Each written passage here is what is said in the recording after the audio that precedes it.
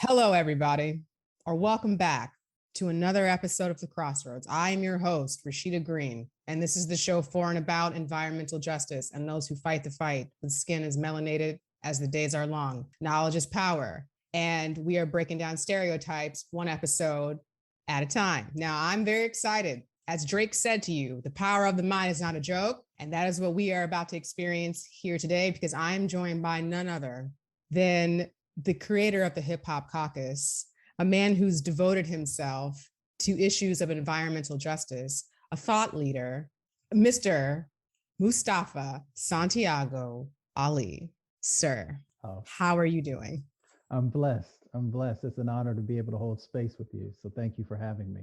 You are welcome. We're going to get into who you are and what you do for those who may not know. But before we get there, I want to give some flowers. This is the part of the show where we honor someone either in our lives or maybe not, who has had an impact on us in a positive way. Would you like to go first? Oh my goodness. There's so many flowers. Well, first flower has to go to my mother, whose birthday is tomorrow.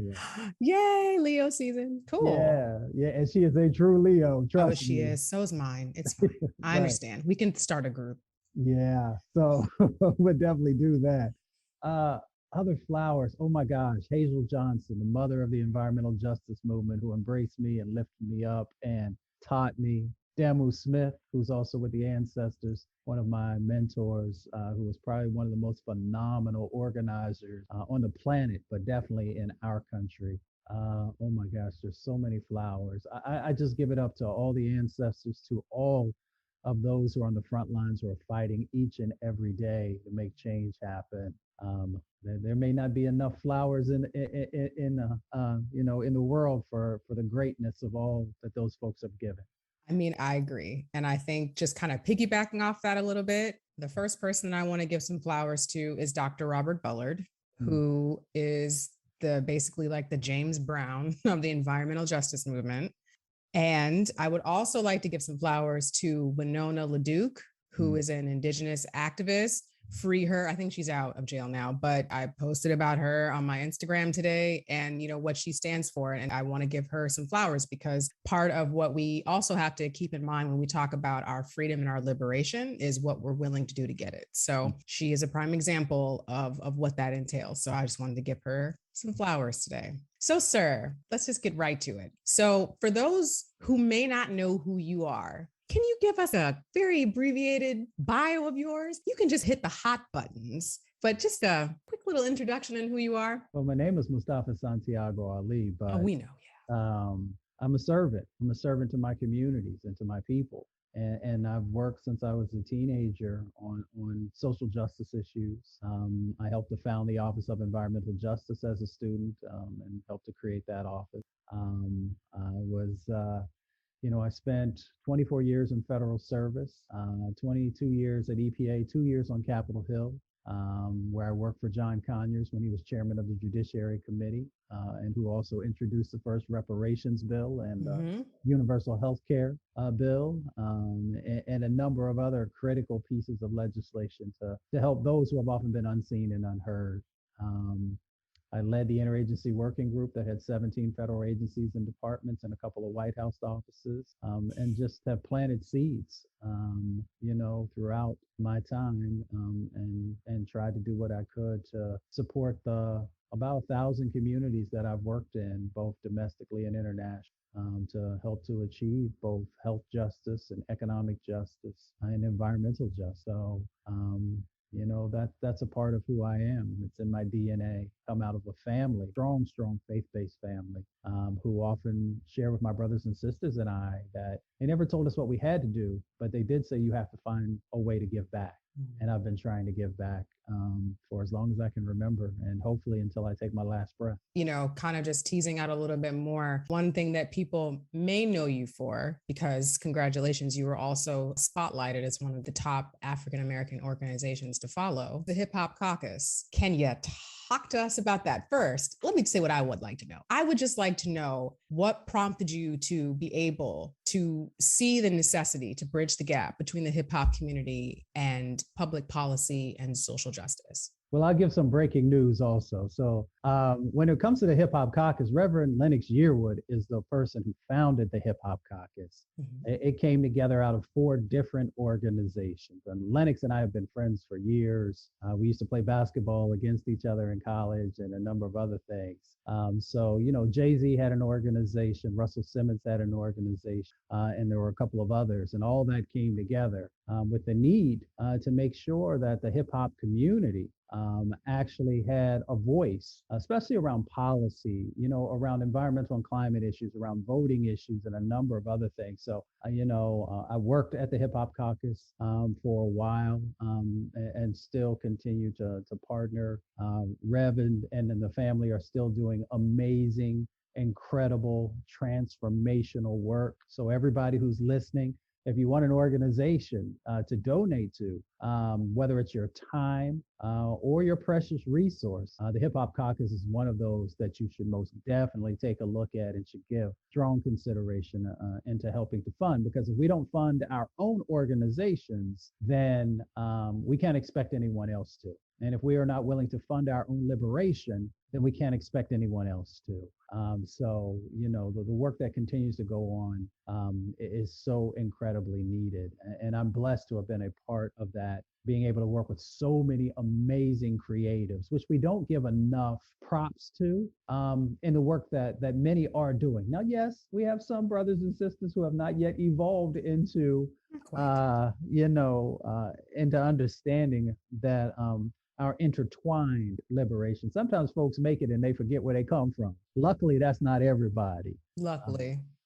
I'll just call out, folks like Antonique Smith, Grammy nominated singer and actress, and someone who talks the talk and walks the walk at the same time, has been a long champion for our issues and has also been, a part of the caucus. You got folks like my brother 2 Chainz. Come on, titty boy. Exactly. And Juicy J, they just made. I'm just kidding. Ignore that face. Carry on. I love Juicy J's. No problem. Well, just made huge investments in the solar in the solar space, which will help to limit impacts, public health impacts that continue to happen inside of our communities, and also investing in that clean technology to create jobs and opportunities. So I call them out because 2 Chainz was also a part of the Respect My Vote campaign. Yes, he was. Because we can't win on any of the issues that we care about, if we don't protect our vote. And sometimes when we get it twisted, luckily not that many are getting it twisted. And that's the reason that you're seeing all these actions that are going on in a number of states, because they know Black and brown folks and indigenous folks in some areas, are really understanding that they have power. And a part of their power is translated through the civic process and through their vote. And that's why, the work that the Respect My Vote campaign has done through the caucus is so incredibly important. Registering over 600,000 folks to get engaged and to really utilize, the strength that comes out of us coming together in the voting space. And it helps us also to win on environmental racism. It helps us to win on housing justice issues. It helps us to win on criminal justice issues and the reform that's necessary. And of course, it helps us to also begin to win on the climate crisis and to make sure that we have the resources and the laws and policies in place so that our folks are no longer a part, of living and being in sacrifice zones. So I call all that out to say that the work that the caucus does and others is so incredibly important. And I'm about to, I'll give you some breaking news. I'm about to launch a new organization called Athletes and Artists for Justice, where we're going to be bringing together a number of folks in that space to push for change, to leverage resources, to leverage our messaging, and to put a spotlight on the greatness that exists inside of our communities. Sign me up. That's all I have to say. See me after and sign me up. I want to segue into your federal service. And I want to segue into this because we understand that it's the summertime. We know that we've got some primaries coming up for the upcoming year. We know we have legislative sessions that are going to be starting up. So for a lot of folks, they're going to be gearing up and preparing for that. In terms of your federal service, because you worked for extended years at the EPA, what has been your experience trying to make actionable changes legislatively, or culturally at the federal level? It was difficult in the beginning. I mean, it was so amazingly difficult. Luckily, I give all credit to the frontline organizations and leaders because they really were the original folks who put together the blueprint for where we were supposed to go. For some folks, go out and Google the Michigan Working Group. So in the late 80s and early 90s, they began to frame out, what they were looking for. And that's how the Office of Environmental Equity, which became the Office of Environmental Justice, came into being, because they said there needs to be a federal space where we can come, where we can, highlight for folks the challenges and the opportunities that we're seeking for. The Interagency Working Group came out of an executive order 12898. Some people call it the Environmental Justice Executive Order. Mm-hmm. These factors, all these types of things. So I say this because I believe in real talk. So when I first started, I looked like I was probably about 12, 13 years old. So wasn't nobody paying attention to me because I had a crazy, crazy baby face thing going on. And You still do. well, I grew this beard, so I would actually look like I had a little maturity on it. But here's the reality. So I remember going to one of the first meetings that we were having and walking down the halls. And there were two older white gentlemen who were managers who have a responsibility for playing a role in helping to protect the country. And I remember hearing them say, I don't know why we're going to this meeting, because what these folks are sharing can't be true. They must be lying. Oh, Now, okay. hold on to that for a second, because these are the folks who are getting paid to actually implement policy to protect folks across the country. Now, that was decades ago now. When you fast forward, there's all this evolution that has happened. But the reality of the situation, sister, is that we have to be honest that systemic racism has been integrated into many of our laws and policies, and whether we're talking about housing or transportation or the environment or medicine, a number of different things. So as we're going through this journey, we have to be able to pull that out, to dismantle and deconstruct wherever it might exist, and then strengthen those respective regulations and policies that are supposed to protect us. And some folks might ask the question, well, Mustafa, why is that important? Well, here's the reality of what's going on the ground for us, not some theoretical sets of conversations. We have over 100,000 people who die prematurely from air pollution in our country every year. That's a conservative number. It ranges between 100 and 200,000 people. More people are dying from air pollution, Black and brown and indigenous and lower wealth folks, than who are dying from car crashes. Mm-hmm. More people are dying from that air pollution than are dying from overdoses. And here's the thing that really gets me, because I worked on these issues as well. More people are dying from air pollution than are dying from gun violence. And we turn on the TV every day and we see folks who are losing their lives to gun violence. Yep. So if we know that those issues, how serious and significant they are, and we all play a role in some form or fashion, whether we're being touched by it or we're working on it, and you got more people who are dying from air pollution, how come folks aren't telling us that? Right? Yeah. And then people will say, well, those, folks in the Black and brown communities, it's about choices they're making about why their health is so bad. Come on. Yeah. But they don't tell you that you've got all these toxins that are coming in, that you're breathing in and drinking in, that are literally shortening your life or making you sick, so that it extracts wealth out of your family, because you then got to go to the doctor or to the hospital. And sometimes for our folks, it's so busy working, or they may be one of the 80 million people who are uninsured or underinsured, so that by the time we go to the doctor, we're even sicker. Or if we can even get to a doctor, because we know we got 25 million people in our country who are living in physician deserts or medically underserved areas. And that happens, in many instances, to Black and brown and lower wealth folks. So that is a part, when you ask that question, about how difficult it is. Mm-hmm. The difficulty is in us unpacking the cumulative impacts that continue to happen inside of our communities, and us sometimes not being aware of it, mm-hmm. not being aware of how folks have disinvested in our communities that makes us more vulnerable, not having an understanding of how there's a toxic loading that's happening in our communities that we're not aware of. And it comes in so many different ways. So, in some of my time also working on Capitol Hill, I went intentionally to Capitol Hill because I wanted to know at that time, why weren't there any environmental justice, environmental racism laws on the books? And communities would always ask me that question. And I believe in being truthful with folks. And since I didn't know the answer, I said, well, let me go to the place that's supposed to be most responsible for making sure that we have this social safety net that they often talk about, and where the great words are written on the walls about how great our country is and how our country protects each and every one of its citizens. I said, well, let me go and figure out why is it that there still seems to be some gaps in what I was taught in elementary school and junior high school and high school. And when I got there, I realized that a whole bunch of people up there had no idea about what was happening, and some folks just didn't care.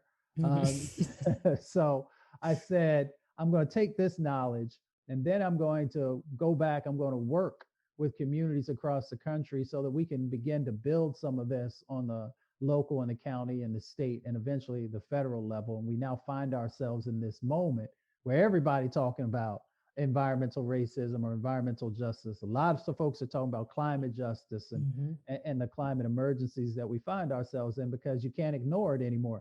Our brother, James Baldwin, once said that I have to make you conscious of, if I love you, which is important. If I love you, I have to make you conscious of the things that you can't see.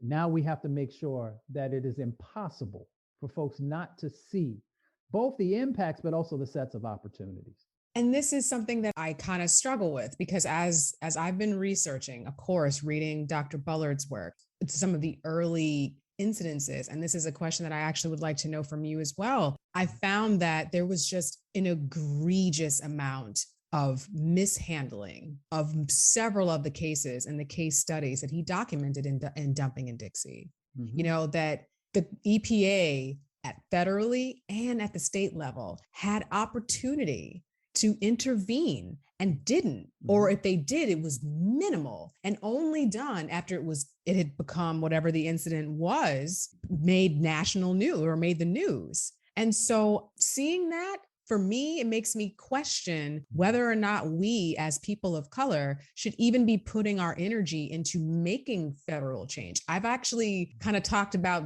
sort of doing the opposite, like folks working on the state and on the local level to be a little more effective with change. Do you agree with that approach, or what is your opinion about that? I think we have to do both. And the reason we have to do both is because the federal level decides where resources are going to go. Right. So if we sort of pull back from that, then, what's needed may not ever make it to the states and the county and the local level. And we also got to make sure that on the federal level, the actions and those resources, that there's real accountability built into the process. Now, the reality that you raise, which is so critically important, is that, most folks may not ever meet somebody who's working, one of those congressmen or congresswomen or senators on the Hill, but you more than likely will bump into somebody who works in your state house or on your county commission or, on your local government. So there's that I see you interaction, of accountability. At Target. Exactly. Yeah. It's difficult for folks to drive to Washington, D.C., and sometimes even to go to some of those offices that members have. But you know what? I'm going to see such and such in the grocery store. And I'm going to make sure that you know what my expectations are. So we have to have both of those. But the difficulty that we're in this moment that we've got to fix is that, if we're not also making sure that we're honoring our vote, then we get all these other dynamics that are going on. So let me just unpack this real quickly for folks. So in many instances, these sacrifice zones that we often talk about have come into being because of redlining or restrictive covenants or these zoning types of things that were put in place. And now, when people are trying to weaken or take away our vote, which is in essence what they're doing, then you also have the gerrymandering that comes that's associated with that. And when you get that gerrymandering in place, it also impacts wealth and where dollars are going to go, but also it tips the scales on who will sit in your counties and on your state houses and the laws that will be implemented or enforced. So we've got to understand the game that's going on. And we've got to just make sure that where we can, and everybody only has so much time, so much capacity. And so we've got to have good folks who are focusing on the federal level. We have to have good folks who are focusing on that state and county and local level. And we got to do a better job of making sure that whichever area you're focusing on, that there's that intersection where Yes. we're making sure that we are coordinating our efforts. But for me, especially in this moment moving forward over the next, till we get to the midterms and until we get to 2024, I equally tell folks that we got to stay focused on making sure that we have our vote actually being honored and creating additional opportunities for folks to get into that space, or we won't have the resources and we won't have the structure to be able to not just protect our brothers and sisters, because sometimes we get into the mentality because we're so used to getting beat down. Mm-hmm. We're so used to playing defense all the time. Yes. That we miss the blessings, the abundance, and the opportunities that exist with these new sets of vehicles and opportunities, whether we're talking about the clean economy or a number of other things, where we got to also be focused on creating wealth inside of our communities. And often when we're having environmental conversations, climate conversations, we don't talk about how do we take this moment and also build wealth inside of our communities. And that's a part of legislation and policy. Yes, it is. And, I just wanted to say very quickly about the gerrymandering piece, that's not just a tool employed by the Republicans. Right. The Democrats are doing this too. It's happening in the state of Maryland. I think we're actually getting ready to do some of the redistricting now. So this is not just something that only benefits Republicans, if folks are thinking about that in that way. And so another thing that I want to also ask you is, was there a specific environmental case that made you say, okay, it's time to get involved? Or was it just always something that intrinsically you knew that you needed to do? Well, I think God knew I needed to do more than me. I mean, there have been, so some folks probably know I've worked on almost every issue there was out there. I worked man-made disasters. I worked natural disasters, everything from, Katrina, the BP oil spill. I mean, I can go down the laundry list of different things. So you had those and what happened in Flint, Michigan. Those were the things that just blew my mind. Yeah. Because I was just like, how in the world could we allow, because we allowed a lot of stuff, to go down over time. There have been the cases in Mossville, Louisiana, mm-hmm. Where folks, had all these toxic chemicals in their blood. Yeah. I mean, there have been so many cases over the years where you're just like, you take a step back, and as a person of color, you understand what's going on. But you're like, how is it that you don't value people's lives more? Because that's what it really comes down to, is the lack of value for people of color in many instances and lower wealth communities. So there's never been just one case. It is the totality of cases over the years. I remember, because Dr. Bullard, Dr. Mm-hmm. Beverly Wright, who's been a huge influence in my life. And one of the first conferences that I ever went to, she hosted over at Xavier University. Mm-hmm. I remember sitting there, being this wide-eyed young student at that time. And I remember there was a number of elders who were there. And I had heard about all the things that were going on in Cancer Alley and a number of different locations across the Gulf. And for those of you who don't know, Cancer Alley runs between New Orleans and Baton Rouge. Yep. Founded, by freedmen communities, founded by folks who had been, when slavery was over, built their communities. And then as far as the eye can see, petrochemical facilities began to surround them. And they have some of the highest cancer rates on the planet, not in our country, but in the planet. And so I remember this first conference that Dr. Wright had, and one of the elders who was sitting next to me, I thought she was white. Mm-hmm. And then, as I leaned in and we were talking, because all the color had been stripped out of her skin because of the chemicals that she had been exposed to. And for me, I remember her whispering to me in my ear, "I'm glad you're here," because I was one of the few young people who were there.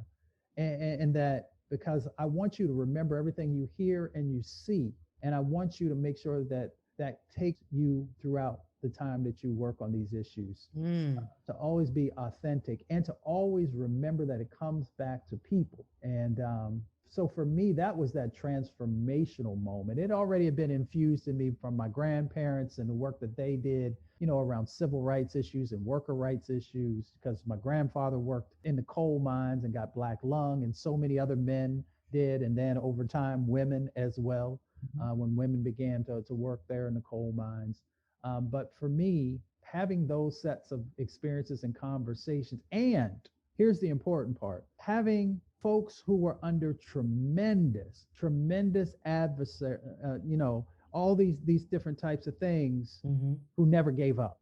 Yes. And who continued to fight and to push. And they still had that sparkle in their eye of that, I know things are going to get better. I don't know when, but I'm going to keep on keeping on. And so I think we have more than come to the crossroads. And this is just the part in the show where we just kind of bring all these things together. And the way that I actually want to do that is by asking you, from your perspective, what do you think is the biggest issue that we have when it comes to globally, when it comes to climate action? What do you feel is the big thing that we really need to focus on and make changes now?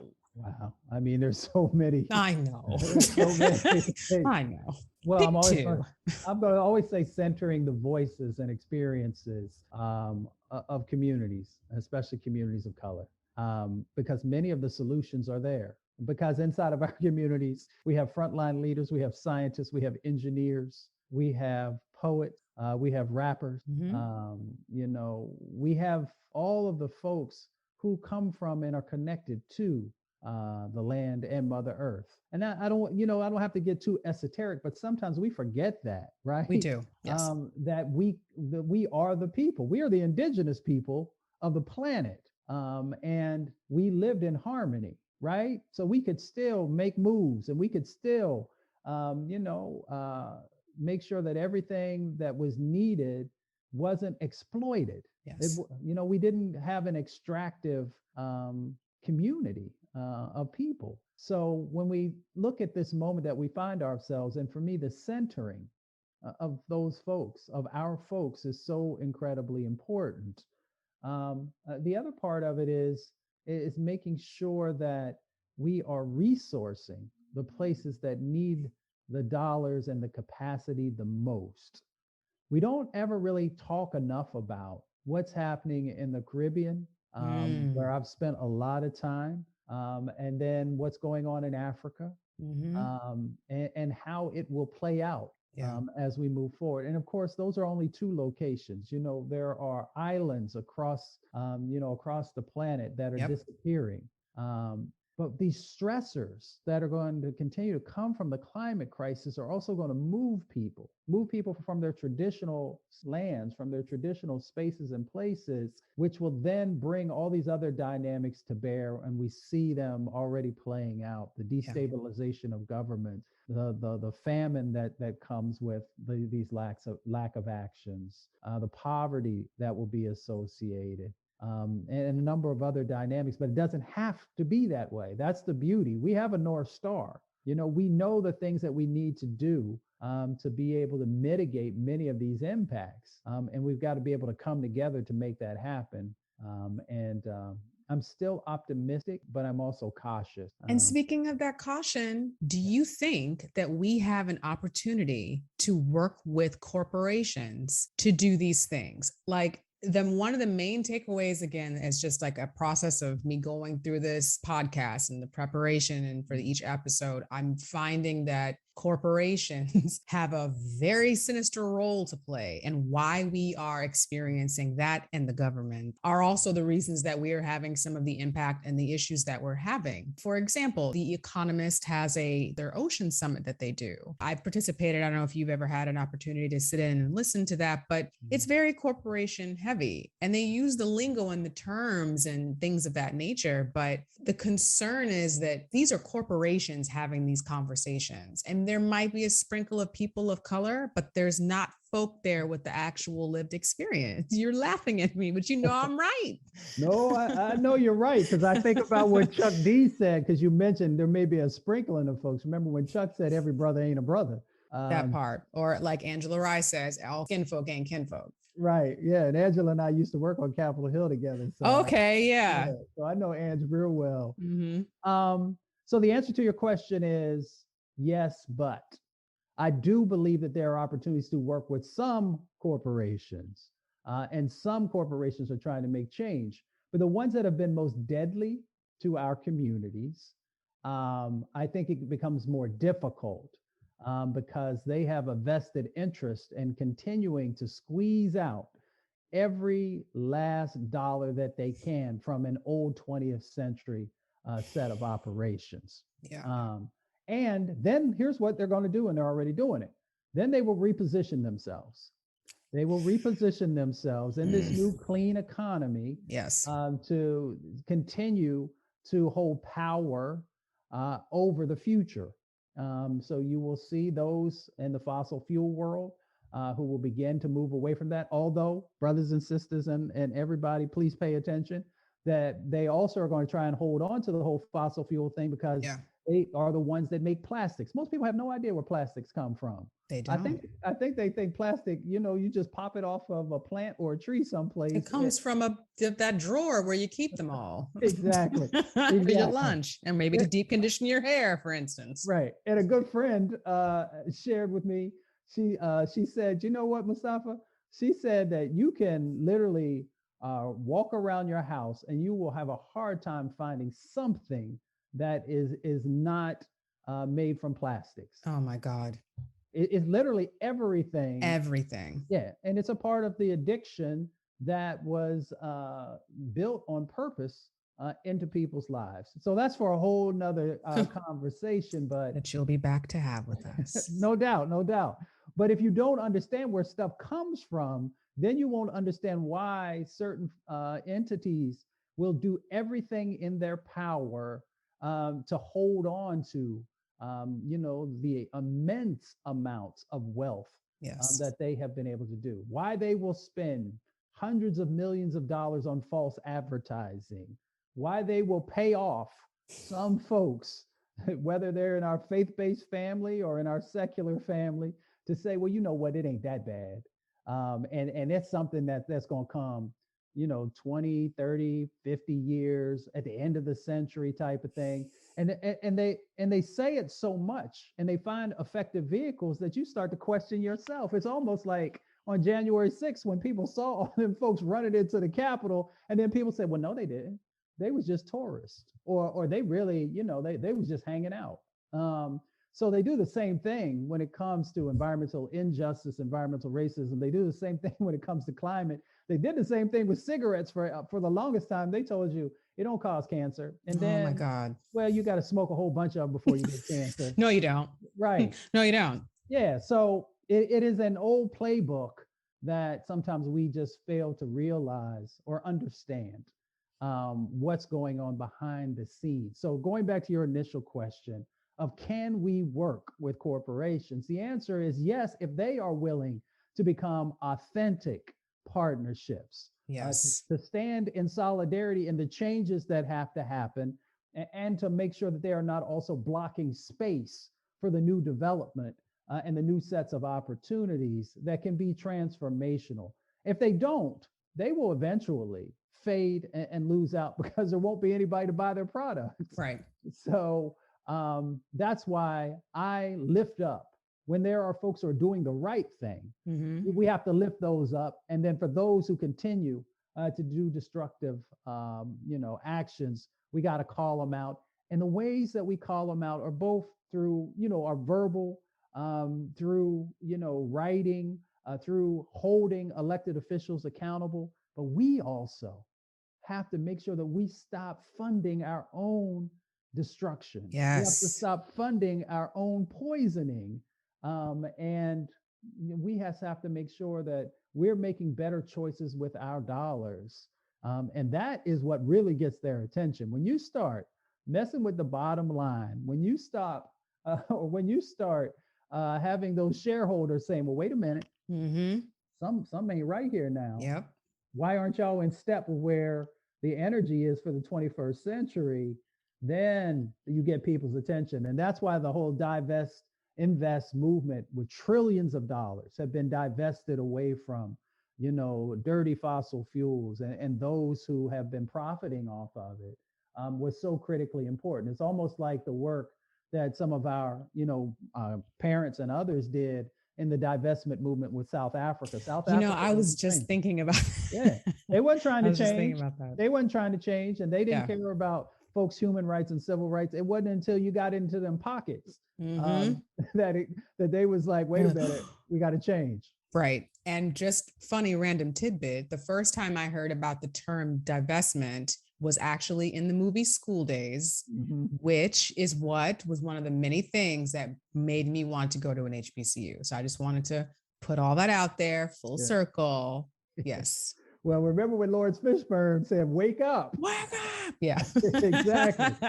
People are waking up. And people are also, the beauty of this moment also is that, Black brothers and sisters, Latinx brothers and sisters, Asian and Pacific Islander, Indigenous brothers and sisters, the LGBTQIA plus community, and so many others have been coming together, around racial injustice issues and saying this is not going to be the 21st century in America. Yes. And that is powerful. And that scares people when you have folks coming together to force change. I think that it's been challenging because there's a lot of things that separate us. There's a lot of obvious inner fighting and inner tensions that I think we as people of color have to work through, kind of apart from the white gaze, as a friend of mine likes to call it, so that we can actually begin to like group together and heal. Now, before we close, I'm not going to gush, I promise. Actually, I might gush a little bit. But I do want to ask you, what are some key actions, either things that you are personally working on or that that you are affiliated with that is ongoing, that folks can jump on right now? Well, right now, the For the People Act is a big one for me. And I work with folks on that issue. If we don't get that right, it's going to be really, really hard on many of the other things that we care about. Folks can also get engaged in the divest and reinvest campaigns that are going on across the country. I'm really big also on this new clean economy and making sure that we're not just workers in that space, but we actually own the businesses that are in that space. Because I'm all about building wealth in our communities. Because when we have wealth, then that gives us the freedom to be able to say what you need to say and to also make sure that you're uplifting others who come from the places that you come from. So we launched the Clean Economy of Color Coalition a few months ago, and we've had just an overwhelming response of folks who are getting down with that. And then we also started doing the safe spaces work, which was so important because so many folks, you can't go into Central Park without worrying about, somebody saying and doing something crazy that could end up hurting or you. Victoria's Secret. Or Victoria's Secret. So if you can't go into those spaces, right, and feel safe and welcomed and honored, then it makes it real difficult for you to go to a national park where you might not have cell phone service. Yeah. And if something pop off, is your word against somebody else's. So we've been doing work in that space as well. So I invite folks I think the most important thing to do is to just take a look at the environmental justice networks and organizations that are all across the country. And you will find a space and a place that will honor your blessings and abilities. And you'll be able to contribute to the work that's going on. Because, it always comes back to home. What's going on in your local, communities or in the local areas is something that you can feel and touch and taste sometimes, and where you can make change happen, on a really, really important level. And then if you're a student who's listening, if you're in college, you should definitely check out the work that Dr. Bullard and Dr. Wright are doing around the HBCU Climate Change Initiative. I mean, I've contributed to that space a little bit over the years, and it's amazing to see all of the young people who've come through that, who are now these transformative leaders. I mean, hundreds and hundreds and hundreds of students are coming from HBCUs and sometimes other institutions as well. So, or you can look at, I'm sorry, you just got to give me a couple seconds here. Or you can look at the incredible work that's going on in worker training programs, like the work that's happening by Donnell Wilkins up in Detroit at the Green Door Initiative, where returning citizens are coming in and learning a new set of skills so that they can own their own businesses, or so that they can work in the space of helping to heal their communities. Or the work that Harold Mitchell is doing down in Spartanburg, South Carolina at the Regenesis Project, where they took a $20,000 grant and leveraged it into $300 million in changes. That's securing the bag. Yeah, and train people, how to build energy efficient housing, and how to make sure real home ownership is happening, and how to build new transportation routes, and how to also get engaged in the healthcare system in a very, very positive way. Or let me call out Miss Margaret May over in Kansas City in the Ivanhoe community, who closed down crack houses and got new green spaces in and building new homes so that people have generational wealth and a number of other positive things. No matter where you are when you're listening or watching this show, there are people who are doing transformational work who look like you. We just sometimes don't hear it in the larger media markets. And as we can begin to get more people engaged in that, we can improve our health and we can build wealth, which is so incredibly important. So those are just some of the things that I'm focused on and involved with, but it's really the moment for us to make sure that we are not just holding people accountable, but that we are making sure that we are building stronger foundations inside of our families and inside of our communities. Mustafa, my heart is full. My heart is full on this here Friday, on the full moon. I mean, fullness when I tell you. Before we depart, how can folks get in touch with you? How can they follow you? Provide us all the things so we can just be following you like I have for the last couple of years. Well, I appreciate all the love and support that I've gotten from so many folks. You can go to mustafasantiagoali.com. My website is there. You can check out some things that are going on, and also link up on Twitter. You can find me at EJ in Action. I drop a lot of videos there. I try and, hopefully help folks to understand opportunities that are out there, but also call out injustice wherever it might be. So, we got some space that's going on there. You can catch me over on the IG, also at Mustafa Santiago Ali. So we can get at that. I haven't yet learned how to properly utilize TikTok, but y'all might see me dropping some new moves, but I'm kind of busy. So you're like, are they still doing the bump? Right. No. Pretty much. Yeah. So I'm going to leave that to folks who are really, really good in that space. I'm not. Yeah. But those are just a few of the places that you can catch me. And then, for those of you who watch Roland Martin, which I hope that you are. I do. We're on Roland Martin every week, talking about many of the issues that are going on in our communities, the Black News Channel, and then also occasionally on MSNBC and CNN.